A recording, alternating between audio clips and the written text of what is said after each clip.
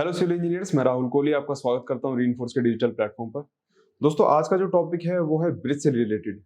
जैसे कि आपने देखा होगा कि ब्रिज का मेन कंपोनेंट क्या होता है, उसकी बेयरिंग प्लेट्स। अब दोस्तों, जो हमारी बेयरिंग प्लेट्स होती हैं वो भी बहुत अलग अलग तरीके से बनाई जाती है, अलग अलग स्ट्रक्चर में अलग अलग बेयरिंग प्लेट लगाई जाती है। तो आज का सेशन उसी के लिए होने वाला है। तो चलिए दोस्तों, हम सेशन को स्टार्ट करते हैं। देखते हैं कि जो हमारी बेयरिंग प्लेट्स होती हैं वो किस किस तरीके से कहाँ कहाँ पर यूज की जाती है और उसमें कौन कौन सा मटेरियल यूज किया जाता है। दोस्तों, आप सामने स्क्रीन पर देख सकते हैं। सबसे पहला जो हमारा बियरिंग प्लेट है वो है आपका रॉकर बियरिंग। रॉकर बियरिंग होता क्या है दोस्तों? रॉकर बियरिंग और built up bearing are stilt mechanical bearing use pin और rockers to permit rotational and translation movement. दोस्तों, ये जो आपका बेयरिंग प्लेट है ये ज्यादातर ब्रिजेस में यूज की जाती है। जो हैवी लोड्स वाले ब्रिजेस होते हैं, जैसे रेलवे के ब्रिजेस हैं या फिर आपका कोई सेगमेंटल ब्रिज बन रहा है, तो वहां पर इस तरीके से रॉकर बियरिंग का यूज किया जाता है। इसको रोलर बियरिंग भी बहुत सी जगह बोला जाता है। अब दोस्तों, ये बनता किस चीज से है?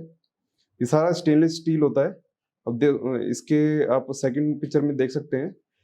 इसके जो 5 कंपोनेंट होते हैं वो आपके सामने यहाँ पर पिक्चर में देख सकते हैं। जो सबसे पहला ऊपर की साइड जो प्लेट लगती है वो आपका सोल प्लेट होता है।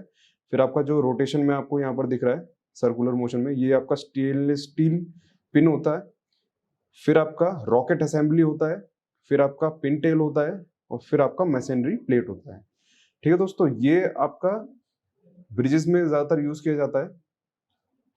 ठीक है दोस्तों, इसके ऊपर ये जो आपका सोल प्लेट होता है इसके ऊपर ही गर्डर रखा जाता है या फिर कोई आई बीम का सेक्शन होता है वो रखा जाता है। ठीक है दोस्तों। और दोस्तों, ये रॉकर बेयरिंग काम क्या करता है? आपने देखा होगा कि जब भी हम किसी ब्रिज पर जाते हैं तो वहां पर हल्का सा आपको सस्पेंशन महसूस करने के लिए मिला होगा। तो ये क्या काम करता है? ये उसी जो आप जितना भी उसका सस्पेंशन होता है वो सारा ये अपने अंदर अब्जॉर्व कर लेता है। और इसका जो अब्जॉर्ब होता है आपका पेडिस्टल पे जाता है, फिर पियर कैप पे जाता है, फिर पियर पे जाता है, और बाकी जो जितना भी एब्जॉर्ब होता है वो सारा पाइल कैप में जाके वो जीरो हो जाता है, जो उसका लोड वगैरह होता है। ठीक है दोस्तों, ये बहुत ही ज्यादा इंपॉर्टेंट होता है। जो रॉकर बियरिंग होता है बहुत ही ज्यादा इंपॉर्टेंट पार्ट होता है किसी भी ब्रिज का। अगर मान लीजिए इसको अगर हम नहीं लगाते हैं तो क्या होगा? जितनी भी हमारे ब्रिज में जितनी भी, अगर इसको आप नहीं लगाते हैं तो होगा क्या दोस्तों? जब भी हम कोई गाड़ी वगैरह मूवमेंट होती है तो उससे क्या है, छोटे छोटे क्रैक डेवलप होंगे, क्योंकि जो बेयरिंग कैपेसिटी होगी वो एकदम जीरो हो जाएगी। ठीक है दोस्तों, जो हमारा प्रेशर होगा वो डायरेक्ट कहाँ पर पड़ेगा? आपका बेयरिंग प्लेट पेडिस्टल पे पड़ेगा, फिर आपका पायल कैप पे पड़ेगा। तो उसमें क्या छोटे छोटे क्रैक डेवलप होंगे और जो आपका स्ट्रक्चर होगा वो गिर भी सकता है। इस वजह से बेयरिंग प्लेट का लगाना बहुत ही ज्यादा जरूरी होता है। अब जो सेकंड नंबर पे आपका बेयरिंग प्लेट आती है वो आता है आपका elastomeric bearing. The purpose of the elastomeric bearing is the support a bridge or other heavy structure in a way that permit the load to shift silently is a horizontal movement। दोस्तों, ये इलास्टोमेट्रिक जो bearing होती है ये क्या काम करती है? आपने बचपन में देखा होगा कि हमारे पास जो इरेजर होती थी पेंसिल को मिटाने के लिए, कुछ भी लिखा होता था उसको मिटाने के लिए, तो वो इरेजर क्या काम करती थी?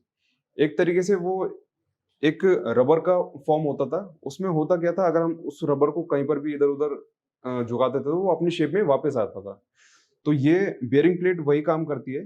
जैसा कि आप देख सकते हैं फर्स्ट पिक्चर में, आप देख सकते हैं ये आपका एक बेयरिंग प्लेट लगी हुई है। ये होती किस चीज से है दोस्तों? ये कम से कम 10-12 mm की एक लेयर लगाते हैं पहले रबर की, उसके ऊपर एक स्टील की प्लेट लगाते हैं, फिर दोबारा से 10 mm की एक रबर की प्लेट लगाते हैं। तो इस तरीके से ये थोड़ा सा बड़ा स्ट्रक्चर हो जाता है। इससे दोस्तों होता क्या है, जितनी भी आपका लोड होगा ब्रिज पे, जितना भी आपका लोड आता है वो इजिली डिस्ट्रीब्यूट हो जाता है, मतलब कि इजिली बेयर हो जाता है उसी बियरिंग प्लेट पे। आप ये सेकंड पिक्चर पे देख सकते हैं, ये थोड़ा सा जो बियरिंग प्लेट है वो थोड़ा सा झुक गया है इस साइड में। तो यही इसकी खास बात होती है। ये किसी भी डायरेक्शन में झुकती है तो वो अपने आप उसी यूनिफॉर्म जो उसका पोर्शन होता है वो उसी में वापस डेवलप हो जाती है। जैसे कि आप रबड़ का एग्जांपल ले सकते हैं, उसको आप किसी भी तरफ को झुकाएंगे तो अपने बाद में एक ही शेप में आ जाता है। तो ये भी बहुत ही ज्यादा इंपॉर्टेंट होती है किसी भी स्ट्रक्चर के लिए। अगर आप ब्रिज की बात करें तो वहां पर भी बहुत ही ज्यादा यूज की जाती है। सेगमेंटल वाले, सेगमेंटल ब्रिज हो गए या फिर कोई भी ब्रिज होते हैं, तो उसमें भी ये बहुत ही ज्यादा यूज की जाती है। फिर आता है दोस्तों third, sliding bearing consist of two metal plates, commonly stainless steel plates that slide relative to each other and hence make room of translational movement and lubricant material।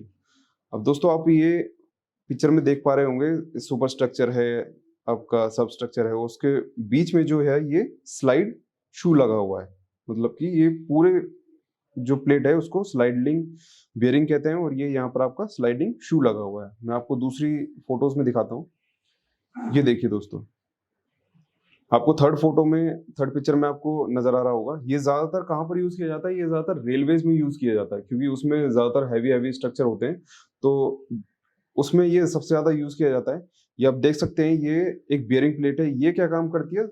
ये स्लाइडिंग मूवमेंट में इसको बेयर करती है, मतलब कि ऊपर कोई भी आपका हैवी स्ट्रक्चर आएगा या फिर रेलवेज का कुछ भी रेल ट्रेन वगैरह आएगी, तो ये क्या है, स्लाइडिंग मोशन में उसको कवर करता है।